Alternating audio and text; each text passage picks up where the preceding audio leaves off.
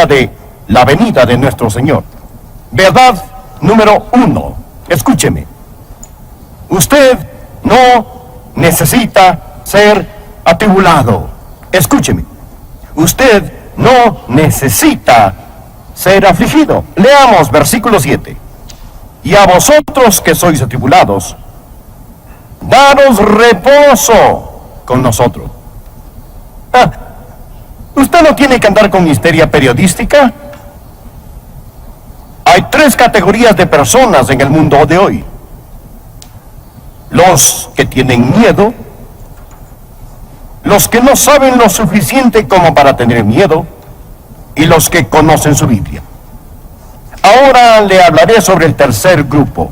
Y a vosotros que sois atribulados, daros reposo con nosotros, cuando se manifieste el Señor Jesús desde el cielo, con los ángeles de su poder en llama de fuego, para dar retribución a los que no conocieron a Dios, ni obedecen al Evangelio de nuestro Señor Jesucristo, los cuales sufrirán pena de eterna perdición, excluidos de la presencia del Señor y de la gloria de su poder, cuando venga en aquel día para ser glorificado en sus santos y ser admirado en todos los que creyeron, por cuanto nuestro testimonio ha sido creído entre vosotros. Amigos, la palabra que he leído está saturada de una verdad increíble. ¿Cuál es la esperanza de este mundo? No es la política, ni el gobierno, ni la ciencia, ni la educación. Lo afirmo claramente, sin tartamudear, sin titubear, sin disculpas. Después de haberlo meditado, conociéndolo de corazón, la única esperanza para este mundo es la segunda venida de Jesucristo. La única esperanza para este mundo es la segunda venida de Jesucristo. Usted dirá, todo se está poniendo sombrío. Sí, glorioso.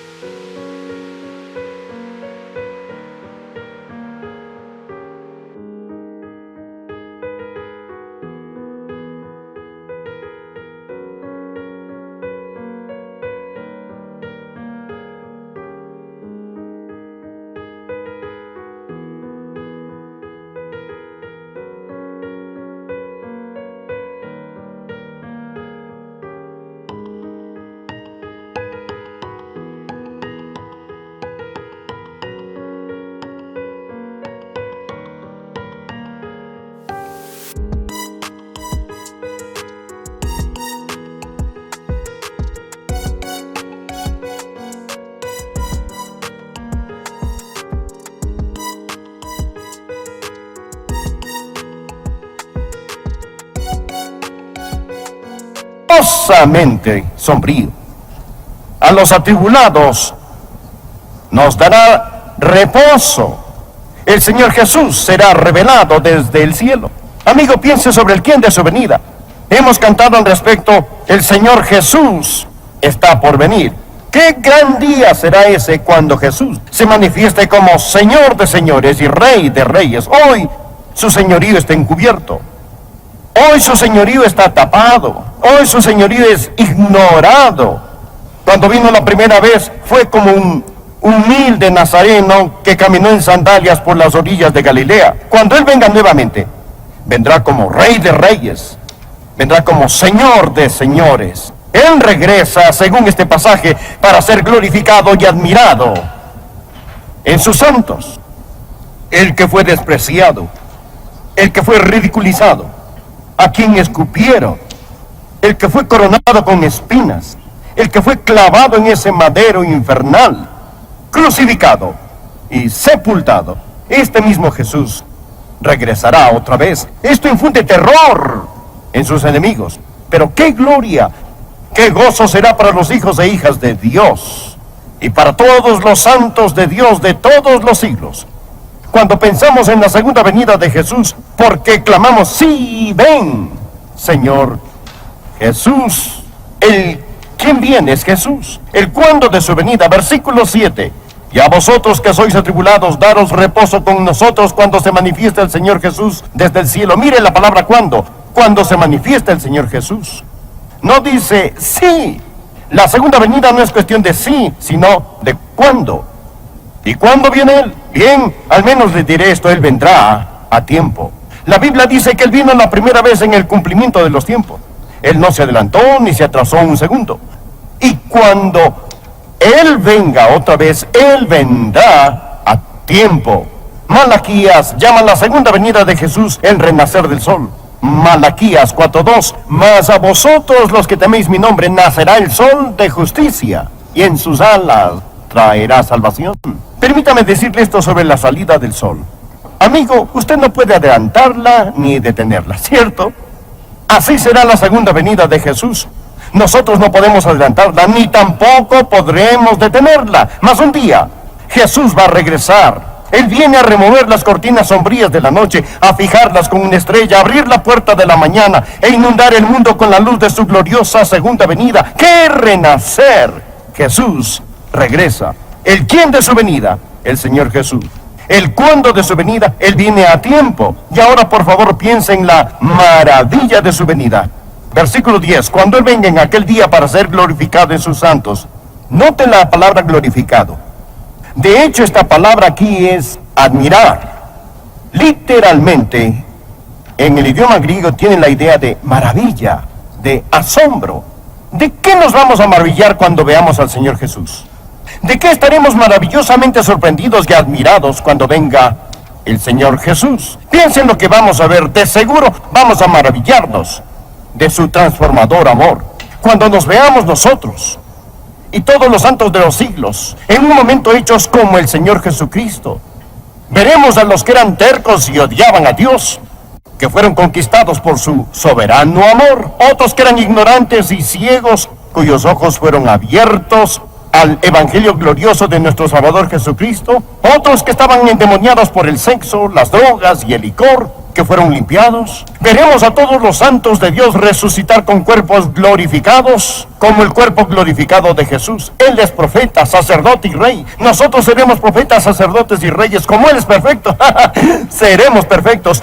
Nos maravillaremos cuando veamos al Señor Jesucristo. Ni un vestigio de pecado quedará en mí. Apenas si puedo esperar ese día cuando sea hecho a la semejanza de mi Señor. Y así, amigo, qué maravillosa ocasión será esta cuando el Señor Jesús venga de nuevo. Ahora, no solo piense en la maravilla de su venida, sino también en el testimonio de su venida. Veamos el versículo 10. Cuando venga en aquel día para ser glorificado en sus santos y ser admirado en todos los que creyeron. Ahora escuche, por cuanto nuestro testimonio ha sido creído entre vosotros. Pablo testificó sobre su venida. Les dijo a la gente, miren, el que vino está por venir de nuevo. Y ellos le creyeron. Y ahora han sido arrebatados para encontrarse con el Señor Jesucristo en el aire.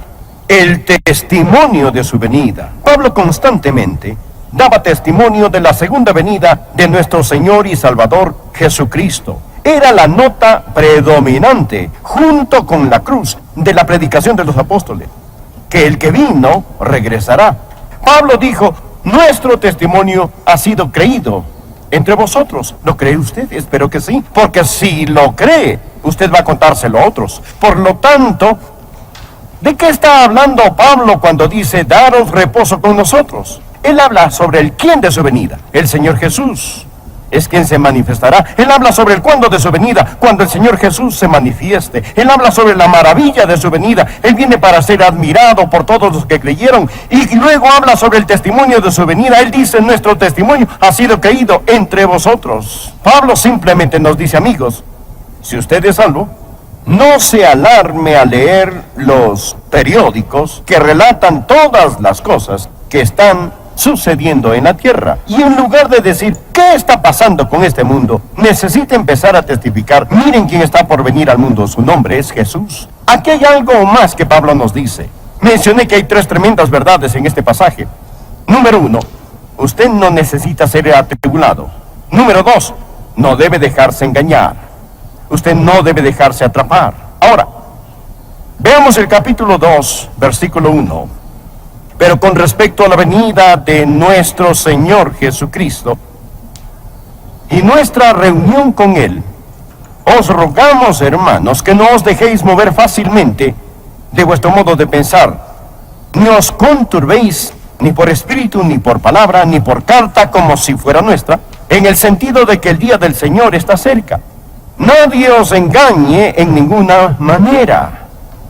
Lo que había pasado en esta iglesia era que existía una decepción diabólica.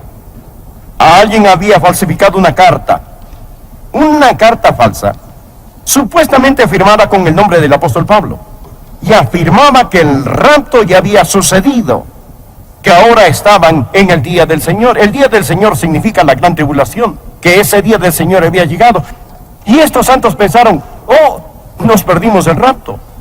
Jesús ya vino y no fuimos parte del arrebatamiento. Ellos tenían temor, estaban sufriendo. Y el apóstol Pablo tomó la ocasión presentada por esta diabólica mentira para enseñar la verdad. Les dice, no se dejen engañar. Nadie os engañe en ninguna manera. Existen muchos impostores, hay cantidad de charlatanes, existen muchos líderes de sectas autonombrados que están engañando a tantos hoy en día y en esta era. Es la razón por la que estamos estudiando las profecías bíblicas. No necesita atribularse. Él nos dice, descansen con nosotros, no se preocupen, no tengan miedo, y añade, ustedes no deben dejarse atrapar. Luego él empieza a relatar lo que pasará para que nosotros lo sepamos. Y él nos dice qué es lo que debemos anticipar. Dice en el versículo 3, nadie os engañe en ninguna manera, porque no vendrá sin que antes venga la apostasía y se manifieste el hombre del pecado, el hijo de perdición, el cual se opone y se levanta contra todo lo que se llama Dios o es objeto de culto, tanto que se sienta en el templo de Dios, haciéndose pasar por Dios. ¿No os acordáis que cuando yo estaba todavía con vosotros os decía esto? Ahora de lo que Pablo empieza a hablarnos es de la venida del anticristo. Se le llama la bestia, se le llama el hombre de pecado, se le llama el maligno, aquí se le llama el hijo de perdición. Esto significa que le espera el juicio. El apóstol Pablo dice que para que nosotros podamos estar en el día del Señor, primero tiene que venir una rebelión contra Dios, una apostasía, y después vendrá el anticristo, la bestia, el hombre de pecado. En este pasaje se le llama el hombre de pecado. Le invito a leer una vez más en el versículo 3. Nadie os engañe en ninguna manera, porque no vendrá sin que antes venga la apostasía y se manifieste el hombre de pecado. Vendrá uno que será tan pecador que la Biblia lo llama el hombre de pecado. Y somos testigos de hasta dónde ha llegado la raza humana. Empezó con el pecado del hombre, terminará con el hombre de pecado. Él será el epítome del mal. Luego, la Biblia enseña que está por llegar un día cuando habrá una apostasía, una gran rebelión, y entonces este hombre de pecado, esta bestia, este anticristo, este hombre del mal, va a ser manifestado. Por favor, mire el versículo 3. Nadie os engañe en ninguna manera, porque no vendrá sin que antes venga la apostasía y se manifieste el hombre de pecado. La palabra manifieste aquí literalmente significa el que va a ser revelado, el que va a ser expuesto, el que va a ser descubierto. Ahora, si el rapto está cerca, significa que el anticristo está vivito y coleando sobre la faz de la tierra ahora mismo.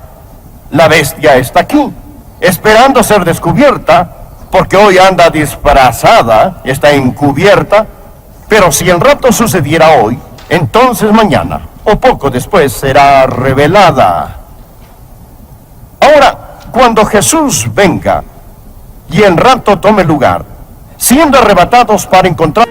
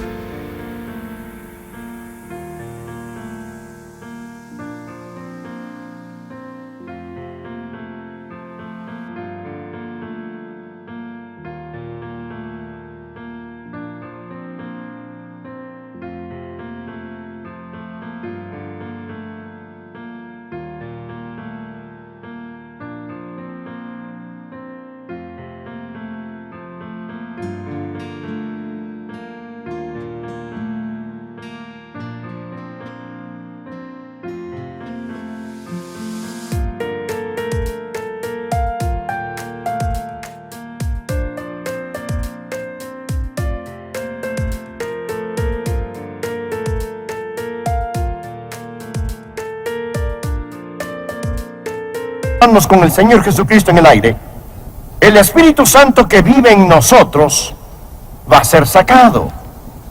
Verá, ahora mismo la iglesia está llena del Espíritu Santo. Es una gran roca que obstruye la autopista satánica. Al diablo le fascinaría ver a esta iglesia desaparecer.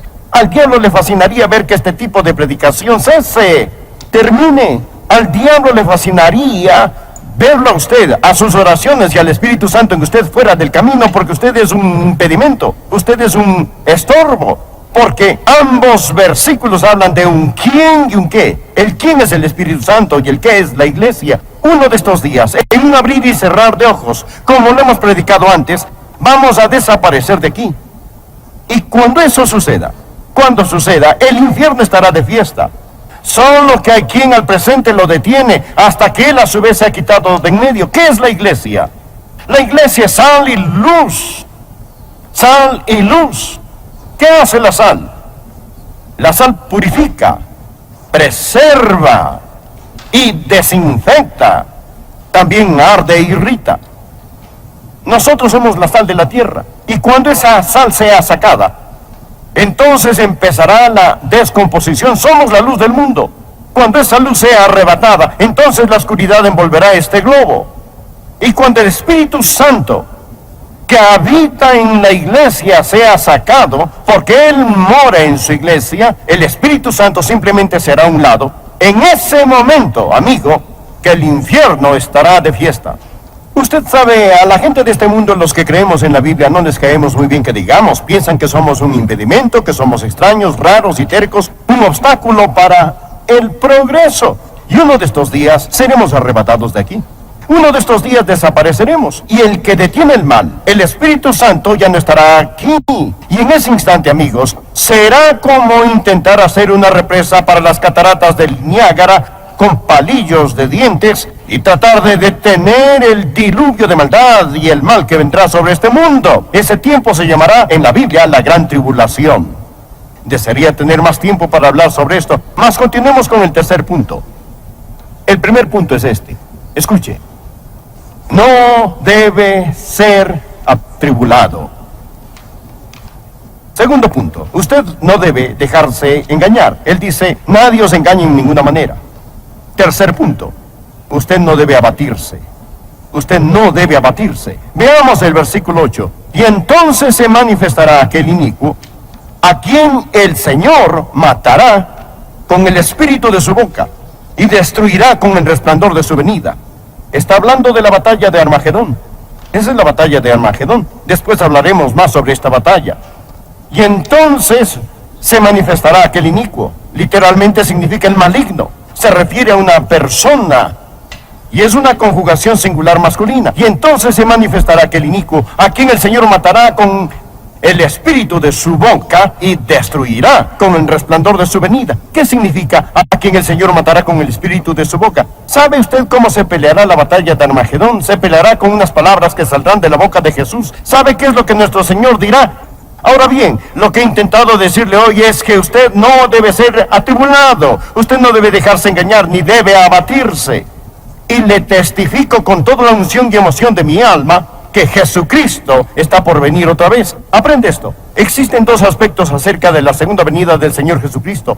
Cuando hablamos de la venida de nuestro Señor y Salvador Jesucristo, la palabra literalmente es su llegada. Esto no habla tanto sobre un tiempo específico como sobre una serie de eventos que tomarán lugar cuando nuestro Señor venga otra vez.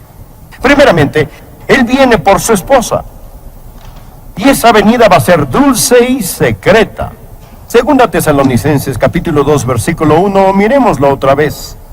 Con respecto a la venida de nuestro Señor Jesucristo y nuestra reunión con Él, porque el Señor mismo con voz de mando, con voz de arcángel y con trompeta de Dios descenderá del cielo, y los muertos en Cristo resucitarán primero. Luego nosotros, los que vivimos, los que hayamos quedado, seremos arrebatados en el aire. Primero Él vendrá por su esposa, y luego segundo, Él vendrá con su esposa. Primero viene en el rapto para sacar a todos los suyos.